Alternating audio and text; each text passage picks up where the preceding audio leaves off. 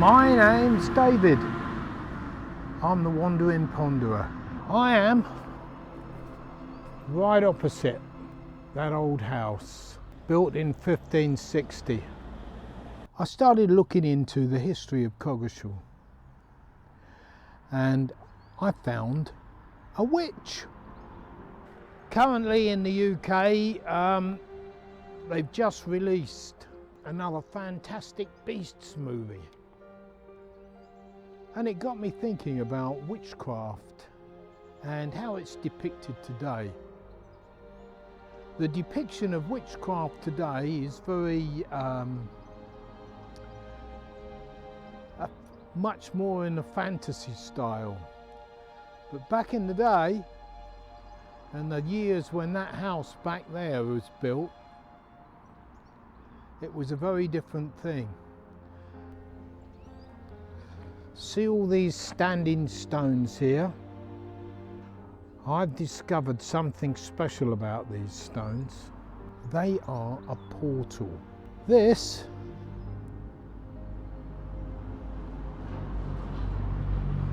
is what used to be Dumbledore's magic wand.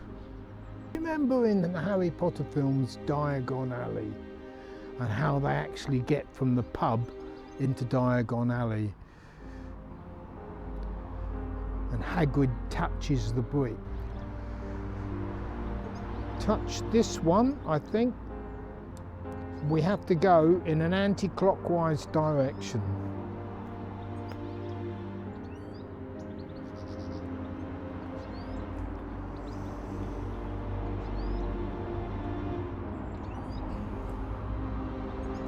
And we miss 3. 1, 2, 3. Touch this one. Reveal.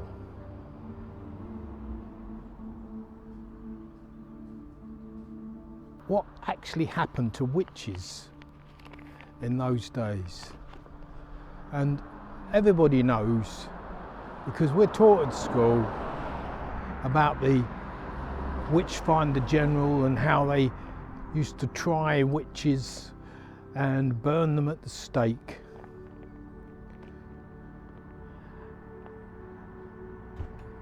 A notable person to be burnt at the stake in Coggeshall on Vicarage Fields was Thomas Hawke.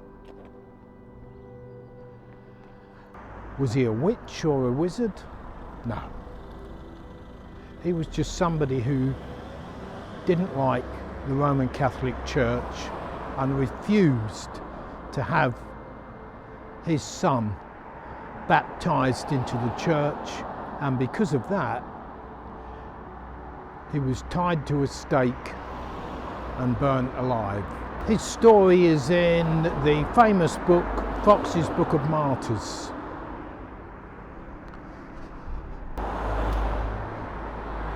(1555). But it's amazing how Rome romanticised the films are when it comes to magic. As a child, I was brought up watching the TV series Bewitched, and Samantha the witch in that, wiggling her nose. And the whole notion of magic was simply just people possessing powers of their own accord, not conjuring up demonic forces, just possessing powers, almost like superpowers. And that's the way it goes in the Harry Potter franchise. There's one witch, one lady, who in 1699 was tried 3 times for being a witch. Well, continuity change. This is now the next day, and it is hot.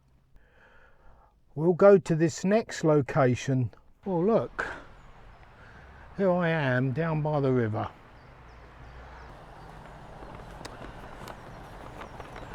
Right, anybody who was accused of being a witch or consorting with witches would be arrested and tried. They used to try witches in Coggeshall using what's called trial by swimming. And it was this Widow Common that I'm talking about, the last witch. She's the last ever witch to be tried in Coggeshall. And she was taken to this very area, bound hand and foot, and thrown into the river. The idea being that if she's a witch, she was never baptized, and therefore water would reject her and she would float. If she was innocent, she would sink. So the Widow Common was bound hand and foot and thrown into the river here. The first time she was thrown in, she floated, which meant that the water rejected her. If the witches float, then they're hauled out and they're punished by whatever the punishment is in the day. This time, 1699, they weren't burning witches, they hanged them. So she would be dragged out, and then she would have to go to further proceedings whereupon she would be hanged. Now it says here in this account that John Bufton, the Coggeshall diarist, recorded the events 1699, July the 13th, the Widow Common was put in the river to see if she would sink. Because she was suspected to be a witch, she did not sink but swam, which basically they mean floated. And she was tried again on July the 19th, and then she swam again and did not sink. And on July the 24th, 1699, the Widow Common was tried a third time by putting her into the river, and she swam and did not sink. This is when the vicar of Coggeshall, James Boys, came to see her, because at this time, by 1699, the witch hunts were getting fewer and fewer, and they'd fallen out of fashion with people. In fact, they'd polarised the public, because witch hunts weren't really based on fact, and all it boiled down to really is, if you dislike somebody, all you had to do was accuse them of witchcraft. The sort of people that were accused of witchcraft usually were old ladies or old men, people that looked haggard and, you know, wrinkled. There weren't any cosmetics in those days. Not for normal people, and people lost their teeth, people grew moles and spots, and anybody that looked odd and peculiar was accused of being a witch. People that had pets, cats, dogs. So if you're an old widow and you get lonely. You get yourself a cat. You might acquire a dog. You might go out and feed the ducks and the birds. And you might get friendly with the animals. People accuse you of being a witch, of witchcraft. It's that sort of mentality. And in those days, their mental illnesses were not recognised. So if an old lady or an old man had Alzheimer's and they were talking to themselves, or they went out wandering and they had strange behaviour because they were reliving things in their mind, in their memories. And you know, with Alzheimer's, what you remember and reality tend to merge, and you get people talking to their long lost daughters or their daughter who's now grown up, but their daughter as a child, because that's the way in their head they see them. People like that in those days would be charged with witchcraft and tried. If you throw anybody in that river, at some point they're going to float. The only way somebody sinks to the bottom, you ask any murderer who wants to get rid of a body or wants to drown somebody, you've got to hold them down. I just wanted to read you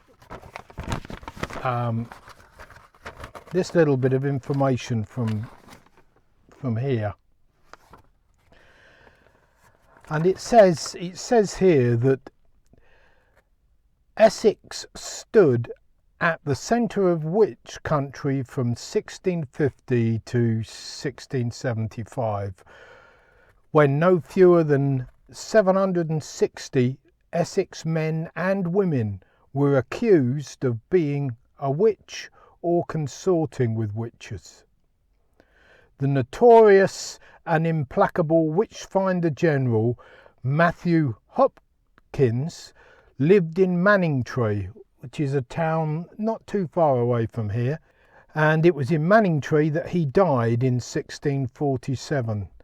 So he wasn't alive during the time that the widow Common was tried for witchcraft, but it says here that Coggeshall itself suffered no less than 13 witch trials. The last of the 13 being the widow Common who died in December 1699. So I hope that sheds a bit of light on Coggeshall and witchcraft and magic. And I'm glad I'm not alive during the days of the witch hunts, because I'm a bit of a peculiar person. I love animals. I love horses and I talk to animals. I do. Well, see you in the next video. As always, thank you for sticking with me, and give it a thumbs up and subscribe if you haven't on YouTube, and stay safe.